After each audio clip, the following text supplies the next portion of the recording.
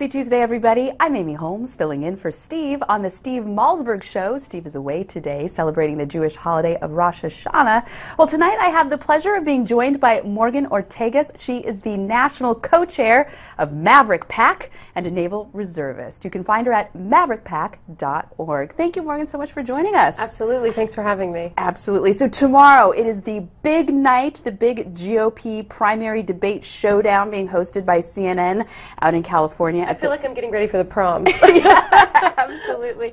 So, Morgan, Jeb is your guy. You have formally endorsed Jeb Bush for President of the United States. Tell us, what do you hope to see Jeb Bush do tomorrow night? As we know, he is trailing Donald Trump and Ben Carson. What does he need to do to try to shrink that gap? Well, I would say, I'm not a part of the campaign. I'm just an ordinary American. I work down the street from here, but I'm someone who grew up in Florida and who was in Florida while he was governor. Fourth generation, right? That's right, okay. I am. So as somebody who lived in Florida and watched him as governor, I'm very confident and I'm not worried about the current polls. It's still early. I think you can look back 4 years ago, 8 years ago, and you can see different people leading in the polls. And I think anyone who was under Jeb's leadership in Florida knows that he's strong, he's consistent, he's steady, and there's still 4 months to go. So I'm not concerned at the moment. Tomorrow night, I think he's going to have to be pretty aggressive. Well, I think what's interesting to me is when you look at Ted Cruz, who has decided to, sort of go lockstep with Trump. You've seen Rubio or Walker or others sort of back away from actually attacking Trump. I think this is Jeb's moment to shine. He's not afraid of a fight at all. And so I think that he should be aggressive tomorrow night. He should take on the fight if he needs to take it on, because he should be incredibly confident as what he did as governor of Florida. But how should he do it? So, of course, you know that Donald Trump is calling Jeb Bush low energy. Now, I happen to think it's low key. But tomorrow night, if he comes out strong, isn't there a risk in that? I mean, Rick Perry tried it. He's already dropped out. Bobby Jindal's tried it. His numbers haven't gone up.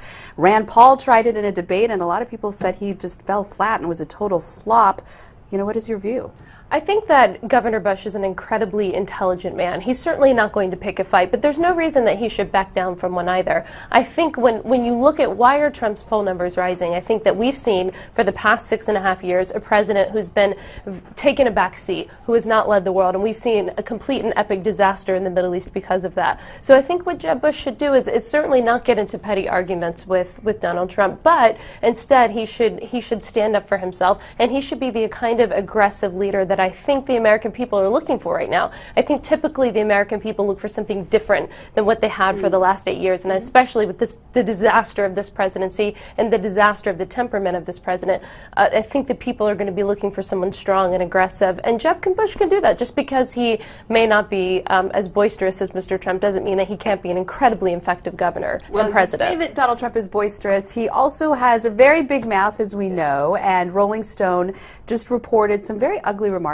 he made about Carly Fiorina. Look at that face, look at that face. And I thought it petty, I thought it low, and pretty ugly, actually, of Donald Trump. Right. Well, Carly Fiorina has taken the high road, and she has cut a new ad called Look at That Face. Here's a clip of it. I want you to take a look.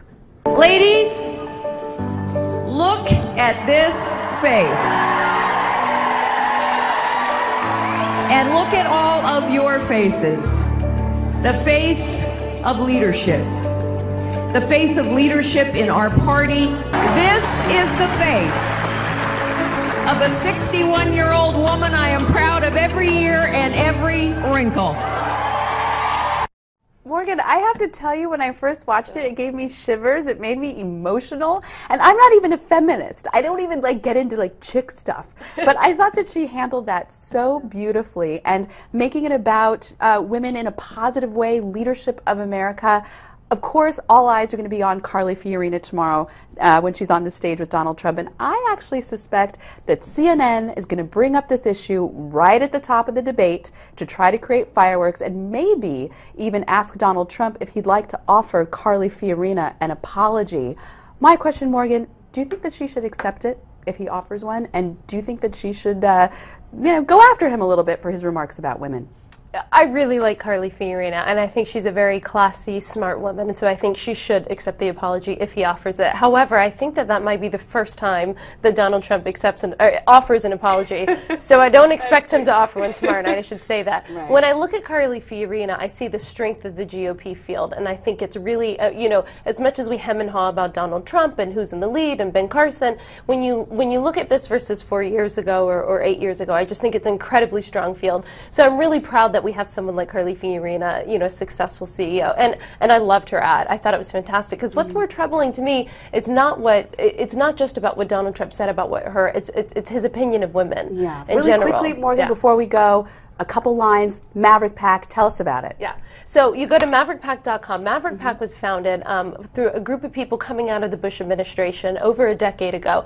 Our whole point and the whole reason we exist is for us to give young people under 40 running for federal office to give them money. Terrific. So that's what we do. Okay, I have to end it right there. Thanks. Morgan, thanks so much for joining it. We appreciate it. Up next, CEO of Lear Capital.